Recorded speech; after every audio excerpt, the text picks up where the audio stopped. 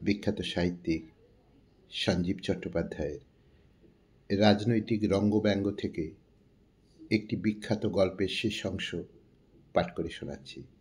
গল্প ডিগবাজি। শুরু করছি।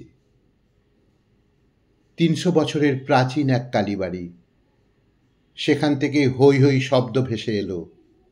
আমি আর শ্যামল কালীবাড়ির সামনে গিয়ে দেখি একটি দল কালীবাড়ি ঘেরাও করেছে। সেই এলাকা যার কন্ট্রোলে, সেই জগাদা বক্তৃতা দিচ্ছে, তোমরা যদি ভাঙতেই চাও, শেষ যে বাড়িটা দাঁড়িয়ে আছে জরাজীর্ণ, সেটাকে ফ্ল্যাট করে দাও। আমি ওখানে একটা ৫ তলা ফ্ল্যাট তৈরি করব। সেখানে মানুষ আশ্রয় পাবে, বাসা বাঁধবে, গান গাইবে, নৃত্য করবে। মন্দির মন্দিরে থাক, আমরা করব বড় বড় উৎসব, কার্নিভাল। যে মা ৩০০ বছর পুরনো মন্দিরে ঘাপটি মেরে বসে আছেন, তার শক্তি বেশি না প্যান্ডেলে ২২ ফুট উঁচু মায়ের মূর্তির শক্তি বেশি? হঠাৎ আধ হাত লম্বা একটা থোড় কোথা থেকে উড়ে এলো, গিয়ে পড়ল মায়ের পায়ের উপর। হঠাৎ যারা ওখানে জড়ো হয়েছিল তারা কিরকম উল্টো সুরে চিৎকার শুরু করল। তাদের মধ্য থেকে একজন বলে উঠল, মাস শালাকে, ও বেটা ভেতরে ভেতরে অন্য দলের সঙ্গে হাত মিলিয়েছে। এবার উড়ে এলো একটা ওল। জগাদা গর্ভমন্দিরে গিয়ে মায়ের পেছন দিকে এমনভাবে বসল যেন মহিষাসুর মায়ের পেছন দিকে হামাগুড়ি দিচ্ছে। এর মধ্যে সেই অভিনেত্রী প্রার্থীও এসে গেছেন অন্য আরেক নেতা, যিনি কয়েকদিন আগে এই মন্দিরটি সংস্কার করিয়েছেন এবং একটা বোর্ডে বড় বড় করে লিখিয়ে দিয়েছেন, হও ধরমেতে ধীর, হও করমেতে বীর, হও উন্নত শির। তিনিও বাইকধারী। শোনা যাচ্ছে সম্প্রতি দলে তার খুবই প্রতিপত্তি। কয়েকজন একসঙ্গে বলে উঠল, দাদা আসছে, দাদা। তিনি বাইক থেকে নেমে জুতো পায়ে মশমশ করে মন্দিরের চাতালে গিয়ে উঠলেন। দুহাত তুলে বললেন, স্টপ, স্টপ, নো ভাঙচুর, শান্ত হও, শান্ত হও। একটা কথা মনে রেখো, কদিন পরেই নির্বাচন। এখন নতুন কোনো ইস্যু তৈরি করো না। আমরা লড়তে জানি। জনসাধারণ আমাদের কর্ম দেখে ভোট দেবেন, ধর্ম দেখে নয়। এখন আর পুরনো স্লোগান চলবে না। এখন বলতে হবে, ১০-এর জন্য করি কাজ, হার নয়, জিতব আজ। তোরা ভাবছিস কেন?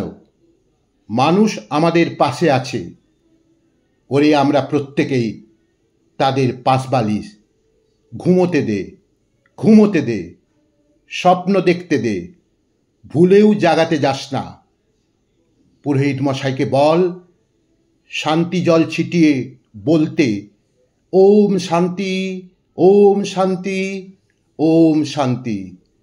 ভারী সুন্দর দৃশ্য আজ। মন্দিরের রকটায় আলু, পটল, ঢ্যাঁড়স, ঝিঙে চারিদিকে গড়াগড়ি খাচ্ছে। জগাদা মাঝে মাঝে উকি মারছেন, আবার লুকিয়ে পড়ছেন। মায়ের এই নতুন ভক্তের দাপট বেড়েছে। তিনি তার দলবলকে গুটিয়ে নিয়ে ধীরে ধীরে পূব দিকে, যেদিকে বড় বাজার, সেদিকে চলে গেলেন। জগাদা বেরিয়ে এলেন। প্রার্থী সেই মহিলাকে বললেন, আমি আছি, আমি তোমার হাত শক্ত করব, তোমাকে আমি দশভুজা করব, ওদের আমি দেখিয়ে দেব। কোথা থেকে কে যেন বলে উঠল, তুমি কাঁচকলা করবে। পুরোহিত মশাই, বয়স হয়েছে, ভক্ত মানুষ, তিনি বিকট গলায় চিৎকার করে উঠলেন, জয় মা। মন্দিরের বাইরে খোলা জায়গায় একটি হাঁড়ি কাঠ। শ্যামল বললে, বুঝলি, ওইটাই আমাদের জাতীয় প্রতীক। আর ওই যে মায়ের হাতের খাড়াটা দেখছিস, বোধহয় একটা আলুর ধাক্কায় একটু হেলে গেছে, ওটাও প্রতীক। আমরা সবাই বলির পাঠা। কোথায় আমাদের রামপ্রসাদ, কোথায় আমাদের রামকৃষ্ণ? পাঁঠাদের দাপট কি বেড়েছে দেখছিস? আয়, আমরা একটা রাম ছাগলের মন্দির করি, ব্যয় করি। তার মানে কি বলতো?